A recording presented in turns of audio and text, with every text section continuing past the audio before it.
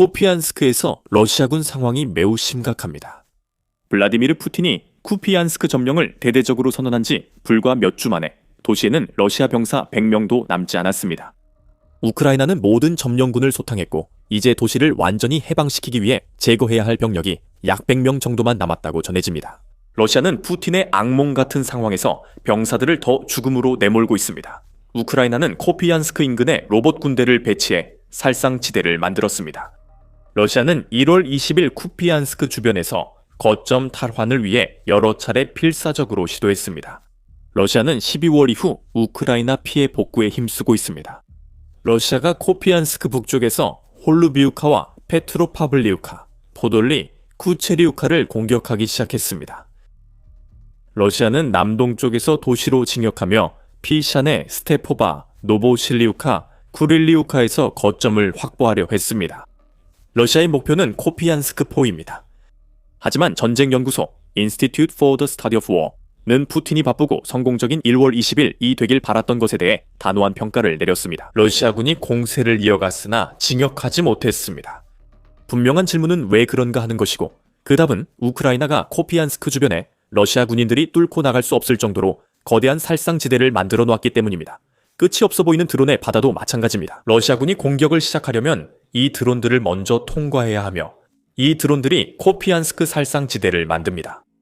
곧 알게 되겠지만 이 드론들이 우크라이나가 최소한의 피해로 방어를 유지하는 해답이 될 수 있습니다. 1월 1일 더 뉴 보이스 오브 우크라이나는 우크라이나가 쿠피안스크 인근 살상지대에 대해 일부 통찰을 전했습니다. 이것은 사실상 1인칭 시점 First Person View 드론의 벽으로 쿠피안스크 전선에서 최대 25km까지 뻗어 있습니다. 이 드론들은 정찰 드론의 지원을 받아 지속적으로 순찰하며 우크라이나 First Person View 드론이 탐지 및 파괴 임무를 통해 러시아 보병 이동을 제한하고 쿠피안스크 방향 차량도 자주 파괴하고 있습니다. 러시아가 공격할 수 있는 위치에 도달하기도 전에 말입니다. 현재 해당 매체에 따르면 러시아의 이동은 1km 이내로 제한되어 푸틴에게 나쁜 소식입니다. 제한된 병력은 어디에 있든 쉽게 표적이 되며 러시아의 코피안스크 점령을 노리는 이들은 큰 위험에 놓여 있습니다. 남아있는 자들은 여전히 위험하며 대부분 이미 사망했습니다. 코피안스크 살상 구역 자체 보고서에서 밀리타니는 우크라이나 오리온 부대가 러시아가 매일 맞서는 거의 뚫을 수 없는 로봇 군대를 만들었다고 말합니다. 그 로봇 군대는 치명적입니다. 밀리타이노에 따르면 살상 구역이 러시아 점령군의 최대 88%를 목표 지점 도달 전 파괴했습니다. 이 매체는 우크라이나가 코피안스크 살상 구역에서 사용하는 드론 종류도 보도합니다. 라라카 정찰 드론이 공중에서 러시아군 움직임을 계속 탐지합니다. 퍼스트 퍼슨 뷰 드론과 마르빅 드론은 표적이 나타날 때까지 대기하며 주변을 맴돕니다. 지상 로봇이 운용되고 있지만 물자 지원용인지 러시아 진지 공격용인지는 불확실합니다. 후자일 수도 있습니다. 이 주전 2채널에서 우크라이나가 지상 로봇으로 12.4마일 이동한 혁신 사례를 보도했습니다. 러시아 진지에 12개의 대전차 지뢰로 만든 폭발물이 투입됐으며 자세한 파괴 효과는 영상에서 확인할 수 있습니다. 그리고 그런 로봇이 코피안스크 근처에서 공격을 계획하려는 러시아 군인들에게 어떤 일을 할 수 있을지 상상해 보십시오. 결코 보기 좋은 광경은 아닐 것입니다. 또한 코피안스크를 침공한 러시아군은 드론 외에 또 다른 걱정거리가 생길 것입니다. 밀리타니의 이야기는 코피안스크 살상지대를 지나려는 러시아군의 운명을 잘 보여줍니다. 이 매체는 베구녹 콜사인 러시아 포로 병사 이야기를 전합니다. 그의 임무는 병사들을 우크라이나 살상지대 통과해 공격하도록 안내하는 것이었습니다. 베구녹이 이런 자살 임무를 맡게 된 건 어느 지휘관의 심기를 건드렸기 때문인지 궁금해집니다. 그런데도 베구녹은 3번의 임무 모두에서 살아남았습니다. 그가 이끌던 병사들은 모두 전멸했고 베구녹만 3번의 임무에서 끝까지 살아남았습니다. 베구녹은 결국 우크라이나 드론에 항복했습니다. 그리고 왜 그가 항복하지 않겠습니까? 밀리타니에 따르면 우크라이나가 코피안스크 근처에서 이렇게 다양한 종류의 드론을 사용하기 때문에 침투를 시도하는 대부분의 러시아군이 위치를 들키게 된다고 합니다. 밀리타니우는 쿠피안스크 사살 구역에 대해 이렇게 말합니다. 이렇게 하면 사람들의 지속적인 존재 없이도 공간 감시가 가능합니다. 그리고 그는 덧붙였습니다. 보통 최대 5대 많게는 12대의 First Person View 드론이 한 목표를 공격합니다. 드론 한 대만 있어도 충분히 위험합니다. 하지만 병사가 달릴 수 있는 속도보다 더 빠르게 날아다니며 폭발물을 실은 드론이 12대나 된다면 그것은 곧 사형 선고와도 같습니다. 이 드론들은 몇 달 전 우크라이나가 코피안스크 전선에서 겪었던 문제를 해결하기도 합니다. 오리온 부대 장교 졸로타로프가 밀리탄에게 모든 것을 설명했고 우리는 문제가 인원이나 장비 수가 아님을 알게 됐습니다. 졸로타로프는 우리는 적이 움직이고 거점을 확보할 수 있는 능력 자체를 빼앗아야했습니다. 사실 그게 전부입니다. 거점을 확보하지 못하는 적은 전진할 수도 없습니다. 라고 말합니다. 그들은 전진하지 못하면 절망적으로 방황할 수밖에 없습니다. 우크라이나 드론이 수색하는 동안 말이죠. 우크라이나가 이곳에 구축한 것은 러시아군을 초토화시키는 전용 드론 벽입니다. 앞서 말씀드린 대로 이 벽은 우크라이나가 병사를 보호하며 러시아에 큰 피해를 줄 해답이 될 수 있습니다. ISW는 우크라이나가 코피안스크에서 쓴 로봇 군대 전략을 복제해 러시아의 진격을 막고 방역할 기회를 얻었다고 평가합니다. 하지만 전선 전체에 걸쳐 이런 전략이 적용된다면 이는 판도를 바꿀 수 있는 요소가 될 것입니다. 동시에 우크라이나는 전선에서 드론을 운용할 충분한 드론과 조종사도 확보해야 한다는 의미이기도 합니다. 전선이 약 1250km, 800마일에 달해 매우 많은 드론이 필요합니다. 우크라이나는 충분한 드론을 보유해 특히 러시아 공격이 집중된 지역에서 이를 실현할 수 있을지 모릅니다. ISW는 복제 전략이 킬존을 더 깊게 만들 수 있다고 했습니다. 우크라이나군이 러시아군 차량을 전선수 킬로미터 이내에서 운용하지 못하게 하면 러시아의 침투 전술 효과가 크게 약화될 수 있습니다. 이로 인해 러시아 보병이 더 멀리 도보 침투를 강요받으며 싱크탱크는 이것이 매우 어려울 수 있다고 봅니다. 우크라이나가 Institute for the Study of War 평가보다 앞서 코피안스크 오해 지역에도 킬존을 적용하기 시작한 증거가 일부 있습니다. 유로마이단 프레스는 12월 24일 이 킬존이 쿠피안스크뿐 아니라 포크로브스크, 도브로필랴 격전지까지 확대됐다고 강조했습니다. 우크라이나는 모든 지역에서 드론 활동과 함께 전선 양쪽 러시아 병력과 장비를 공습과 포격으로 타격하고 있습니다. 우크라이나 국가방위군 대변인 루슬란 모지추크에 따르면 확장은 이미 진행 중입니다. 킬존은 우리와 러시아 진지 사이뿐 아니라 방어선을 넘어 양방향으로 확장될 수 있습니다. 러시아가 우크라이나 방역을 막기 위해 드론 킬존을 만든 것도 심화의 한 원인입니다. 하지만 논리적으로 이런 구역은 러시아보다 우크라이나에 더 중요합니다. 네, 러시아는 우크라이나가 러시아군이 점령한 영토를 되찾는 것을 막고 싶어 하지만 궁극적으로 이 분쟁에서 러시아가 공격하는 쪽입니다. 우크라이나 방어선으로 무분별하게 돌진하라고 명령한 건 젤렌스키가 아니라 푸틴입니다. 그가 살상지대로 몰아넣는 겁니다. 로봇 군대 덕분에 우크라이나 군인들은 후방에서 소규모로 작전할 수 있습니다. 왜냐하면 그 살상지대를 뚫고 살아남은 소수의 러시아 병력은 훨씬 쉽게 제압할 수 있다는 것을 알고 있기 때문입니다.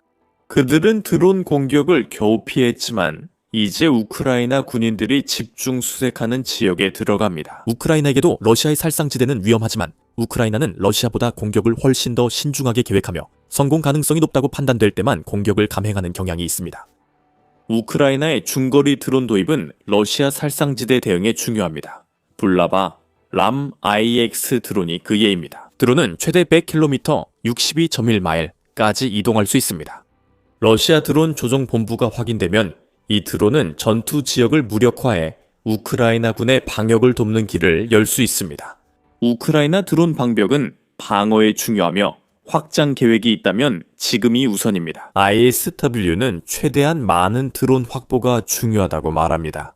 우크라이나가 수적으로 앞서 보입니다. 우크라이나는 킬존용 단거리 드론 제작과 확보에 수십억 달러를 투입했습니다. 키우 인디펜던트는 우크라이나가 올해 말까지 약 300만 대 드론을 받을 예정이라고 보도했습니다. 전 우크라이나 국방장관 데니스 슈미알의 말입니다. 그는 300만 대 드론 확보가 우크라이나가 2024년 말까지 보유한 드론의 약 2.5배라고 지적했습니다. 우크라이나가 수백만 대의 드론을 만든 이유는 아마도 킬존 때문일 것입니다. 우크라이나는 항상 드론이 더 필요했으며 1월 1일 스트레이츠 타임스는 우크라이나가 더 많은 드론을 확보할 것이라 보도했습니다. 우크라이나 국방장관 미하일로 페도로프는 드론을 비대칭 전쟁 도구로 적극 활용할 계획이라고 밝혔습니다. 우크라이나는 이 드론을 러시아의 전쟁 종식을 압박하는 소모전 전략으로 쓸 계획입니다. 계속 시청하시면 이 전략의 충격적인 주요 목표를 알게 될 것입니다. 페도로프는 우크라이나의 중국산 마빅 드론을 국내 생산 모델로 교체할 계획이라고 밝혔습니다. 이것은 현명한 조치입니다. 우크라이나가 러시아에 무기를 공급하는 국가에서 온 무기에 덜 의존할수록 방위 노력이 더 지속 가능합니다. 우크라이나는 더 긴 비행거리와 동일한 카메라를 탑재한 마빅 현지 버전을 개발 중이며 이 드론은 이달 내에 테스트를 시작할 수 있습니다. 우크라이나는 빠르고 대규모로 움직이고 있습니다. 페도로프의 신기술 방위 전략이 잘 실행된다면 고피안스크 킬존이 전국에 재현될 수 있습니다. 우리는 킬존과 그것이 드론으로 가득한 무인지대임을 자주 이야기했습니다. 기본 이해를 넘어 우크라이나 로봇 군대가 러시아에 어떤 문제를 주는지 알아야 합니다. 러시아는 목표 달성을 위해 계속 공격해야 합니다. 푸틴이 더 많은 영토를 차지하려 할 때 킬존은 우크라이나의 어떤 전략보다 효과적으로 넓은 지역을 러시아군 함정으로 만듭니다. 이 킬존에서 드론이 주목받지만 실제로는 더 다양한 것들이 동원됩니다. 푸틴의 우크라이나 지배 야망에 큰 타격이 있었고 유나이티드 포 미디어는 우리를 우크라이나 킬존 내부로 안내하며 이를 보여줬습니다. 우크라이나는 지형을 활용한 방어가 핵심입니다. 러시아 병사 입장으로 킬존에 투입된 상황을 상상해 봅시다. 드론이 머리 위를 날고 있고 윙윙거리는 소리가 들리지만 나무 사이에 숨어 잘 보이지 않습니다. 당신이 아는 한 정찰 드론이 이미 당신을 조준하고 있을 수도 있고 우크라이나의 조종사들은 영토 깊숙한 어딘가에서 First Person View 드론 매복을 준비하고 있을지도 모릅니다. 당신은 임무를 부여받았고 두려움에 가득 차 있지만 계속 전진합니다. 하지만 그것은 결코 쉬운 일이 아닙니다. 당신에겐 아마 장갑 차량이 없을 것입니다. 그런 장갑 차량은 거의 소용이 없을 것입니다. 우크라이나는 이런 종류의 차량을 늦추기 위해 살상지대의 지뢰, 드래곤 스티스, 대전차 참호를 가득 설치하고 있기 때문입니다. 당신이 앞으로 조금씩 나아가다 보면 이전의 살상지대를 건너려다 불타버린 차량의 잔해들도 볼 수 있을 것입니다. 그런 것에 신경 쓸 시간도 없고 도보 병사들을 늦추려 설치된 대규모 철조망도 있습니다. 땅 속에 얇은 철조망, 플루탄카가 숨겨져 있습니다. 거의 보이지 않지만 한번 밟으면 발과 발목이 크게 다칠 수 있습니다.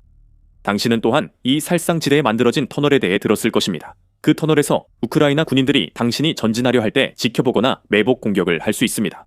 이 일련의 방어시설들은 조심만 한다면 통과할 수 있습니다. 주의를 기울이면 우회하거나 살상지대에서 비교적 안전한 통로를 찾을 수 있습니다. 하지만 당신이 모르는 사실은 이 모든 통로가 우크라이나가 당신이 찾기를 의도한 길이라는 점입니다. 좁은 길로 가면 지뢰와 철조망에 둘러싸입니다.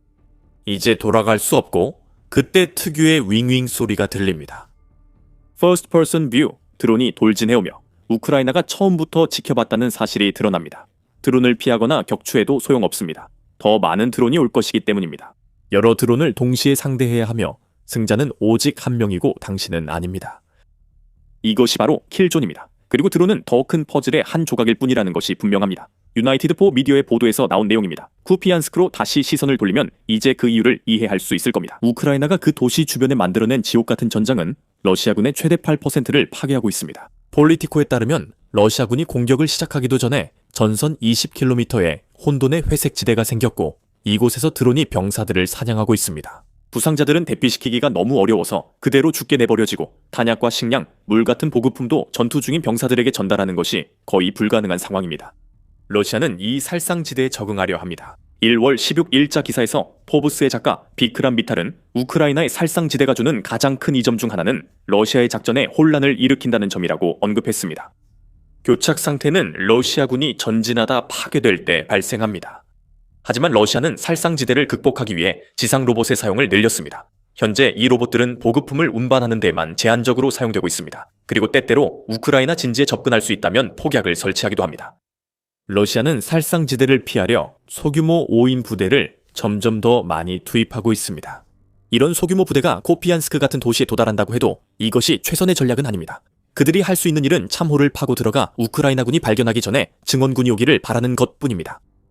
영상 초반에 쿠피안스크에 남아있는 병력이 약 100명 정도라고 말씀드렸던 거 기억나시나요? 이 전략으로 러시아가 그런 상황에 처했습니다. 우크라이나 킬존의 주요 목표는 인력, 장비, 자금 소모전입니다. 애틀랜틱 카운슬은 1월 15일 우크라이나가 전선 방어선 업그레이드에 크게 투자해 교착 상태를 유지하며 킬존에서 러시아 병력을 소모시킨다고 강조했습니다. 우크라이나 방어 강화와 인력 부족 해결이 이번 주 취임한 신임 국방장관 미하일로 페도로프의 최우선 과제입니다. 매체는 페도로프가 디지털 전환부 장관으로 알려졌다고 전했습니다. 맞아요. 페도로프는 우크라이나 국방부 구조조정에 집중하며 수호자들에게 대담한 목표를 제시했습니다. 그는 국방부 개혁을 첫 목표로 설명한 뒤 이제 국방부와 우크라이나 군대를 효과적으로 이끌고 있습니다.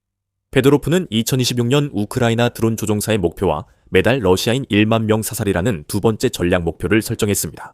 지난달 5천 명이 사살됐습니다. 손실은 영상으로 확인됐습니다. 5만 명에 도달하면 적에게 무슨 일이 일어날지 볼 수 있습니다. 그들은 사람을 자원으로 여기고 있으며 부족 현상이 이미 드러나고 있습니다. 우크라이나의 신임 국방장관은 살상 구역이 이미 러시아의 사상자 수에 크게 기여하고 있다고 밝혔습니다. ISW의 권장 확장 방식은 우크라이나 국방부와 연계되어 드론 사용을 강조합니다. 결국 우크라이나는 모든 것이 가능합니다. 우크라이나는 쿠피안스크 일부를 통제하며 러시아와 27대 1 사상자 비율을 기록 중입니다. 즉, 그는 푸틴에게 앞으로 살상 구역이 확장되면서 그의 군대가 어떤 운명을 맞이할지 보여줄 수도 있습니다. 페도로프의 월간 천대 목표는 야심차지만 불가능하지 않습니다. 우크라이나는 드론과 기술 노하우를 보유하고 있습니다. 페도로프의 국방부 개혁 제안 영상에서 이를 확인할 수 있습니다. 이 영상을 재미있게 보셨다면 우크라이나가 러시아와의 전쟁에서 끊임없이 변화하는 전술을 다루는 더 많은 영상을 보시려면 The Military Show를 구독해주세요. 그리고 항상 시청해주셔서 감사합니다.